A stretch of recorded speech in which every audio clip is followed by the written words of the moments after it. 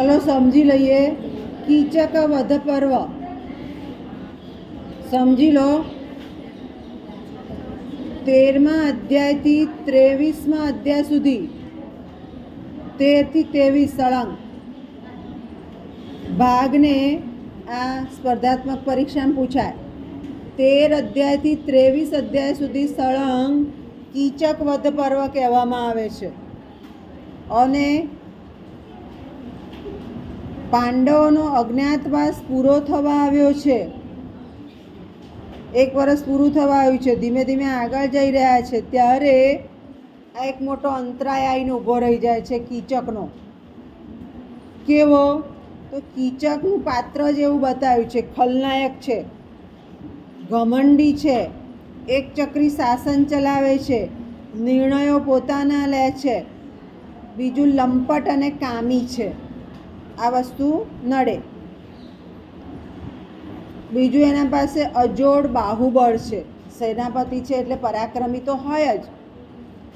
અને કોઈ પણ સ્ત્રીને જુએ એટલે ઉન્માદક થાય એવો કામી અને લંપટ બતાવ્યો છે. સુદેશનાનો ભાઈ છે એટલે રાજા એને કંઈ કહી શકતા નથી. સૈરંદ્રીને જોઈ ત્યાંથી એના પાછળ એક કામી બન્યો છે. એટલે સુદેશનાને સમજાવે છે કે મને આ સૈરંદ્રી ગમે છે. સુદેશના પોતાના ભાઈમાં સામેલ થાય છે અને એમ કહે છે કે મારે મદિરા જોઈએ છે, તો તમે કીચકને ત્યાં પડી છે મદિરા લઈ આવો. ત્યાં લેવા જાય છે. કીચક એને જુએ છે અને મુલાકાત ગોઠવવાનું કહે છે. દ્રૌપદી ત્યારે જવાબ નથી આપતી, સીધી સભામાં આવે છે. સભામાં આવીને આ વાત કરે છે કે કીચકે આવું કહ્યું છે. સભામાં બેઠા છે યુધિષ્ઠિર, ભીમ, બધા રાજા. કીચક પણ આવી જાય છે. એટલે એ બે વચ્ચે શું વાત થઈ હતી બે જ જાણતા હતા. એટલે કીચક કહે છે આ સત્ય નથી એમ કરીને એને લાત મારે છે. વિરાટ રાજા કંઈ કરી શકતા જ નથી, નિર્ણય લેતા જ નથી, કીચકનું જ ચાલે છે. એટલે વિરાટ રાજા એનો ઉકેલ લાવે છે કે સુદેશનાને બોલાવે છે કે આ સૈરંદ્રીને અહીંથી લઈ જાઓ. અને યુધિષ્ઠિર પણ સલાહ આપે છે કે તમે અત્યારે સભામાંથી હવે સુદેશના પાસે જાતા રહો, કારણ કે વધારે બોલે તો અજ્ઞાતવાસ નિષ્ફળ જતો હતો. એટલે સુદેશનાના ત્યાં જાય છે. પણ દ્રૌપદીને એકવાર મુલાકાત ગોઠવવાનું કહ્યું, એકવાર સભામાં અપમાન કર્યું, એટલે એ સીધી પોતાનું દૈનિક કાર્ય પતાવીને, કારણ કે બીજાને ખબર ના પડવી જોઈએ બલ્લવ પાસે ગઈ છે, એ ભોજનશાળા છે ત્યાં જાય છે અને ભીમ પાસે જઈને કહે છે. ભીમ કહે છે તમે ટૂંકમાં પતાવી દો જે હોય, કારણ કે ભીમ જ એનો ઉકેલ લાવી શકે ને.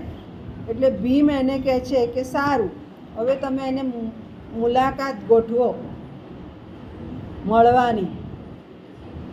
આ મુલાકાત ગોઠવવાનું કહીને ભીમ એને સમજાવે છે, યોજના આપે છે કે આમ કરજો. એટલે કીચક તો ખુશ થઈ ગયો મુલાકાત ગોઠવાઈ એટલે. એમાં એણે બૃહન્લાને પણ સામેલ કરી કે તમારે અમને નૃત્યશાળા આપવાની છે મુલાકાત માટે. બૃહન્લા આગલું કંઈ જાણતી નથી, જાણે છે યુક્તિ સૈરંદ્રીને બલ્લવ જ. પછી નૃત્યશાળાનો ઉપયોગ કરે છે. કીચકને બોલાવે છે કે તમે નૃત્યશાળામાં મને રાત્રે મળવા આવજો. સૈરંદ્રી કહે છે હું ત્યાં તૈયાર થઈ સજી ધજીને બેઠી હઈશ, કોઈને ખબર ના પડવી જોઈએ રાત છે. હવે સરસ આવશે. હાસ્ય આપ્યું છે, હાસ્ય છે ને વધ છે, બંને છે. એટલે કે સારું. પેલો તો ખુશ થઈ ગયો, લંપટને કામી હતો ને, કે ગોઠવાયું તો ખરું મારું, રાત્રે પણ બોલાવ્યું ને મને. પછી અંદરે જાય છે નૃત્યશાળામાં કીચક. જો હવે આપણા ગ્રંથો પણ આપણને શીખવાડે છે કે તમારે કઈ રીતે કામ લેવું.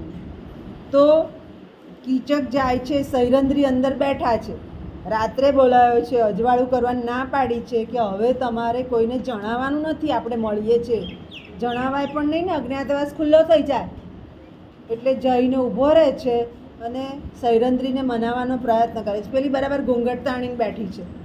એટલે એ બોલાવે છે, એ જવાબ નથી આપતી, ખસ્યા કરે છે, ધીમે ધીમે ખસ્યા કરે છે. અંધારું છે અને ધીમે ધીમે ખસ્યા કરે છે. એ સમય પહેલાં એને ખબર હતી દ્રૌપદીને કે એણે જ્યારે વિરોધ કર્યો, લાત મારી, ત્યારે એની લાતનો પ્રહાર વાયુપુત્રએ ખસેડી નાખ્યો હતો. હનુમાને લાત નહોતી વાગવા દીધી. વાયુપુત્ર હતો ને, એટલે સૈરંદ્રી આ જાણતી હતી કે મને ક્યાંકથી સહાય તો મળવાની જ છે. ત્યાર પછી કીચક પાસે આવે છે. કીચક પાસે આવે છે તો અંદર બેઠા છે ભીમ, દ્રૌપદી નથી. અને ભીમ એને તરત જ બરાબર એના બાહુબળનો ઉપયોગ કરી અને ફંગોળે છે. પેલો પણ બાહુબળવાળો છે એટલે બાહુબળનો ઉપયોગ કરે છે, પણ ભીમનું બાહુબળ વધારે છે. એ કીચકનો વધ કરી દે છે અને પછી ત્યાંથી એ નીકળી જાય છે. સવારે ખબર પડે છે કે નૃત્યશાળાની બહાર કીચકનું મૃત્યુ થયેલું છે. એટલે અહીંયા સિંહની ઉપમા ભીમને આપી છે અને દ્રૌપદીને સિંહણની ઉપમા આપી છે. કીચકનો વધ થયો એ બધાને ખબર છે કે કેમ થયો. દ્રૌપદી પાછળ પડ્યો તો એટલે થયો. સુદેશના પણ જાણી જાય છે કે આ મુલાકાત ગોઠવાઈ હતી, એ મુલાકાતમાં જ કંઈક થઈ ગયું. પણ આગળ જ આપણે જોયું સૈરંદ્રીના ભયને લીધે કોઈ બોલી શકતું નથી.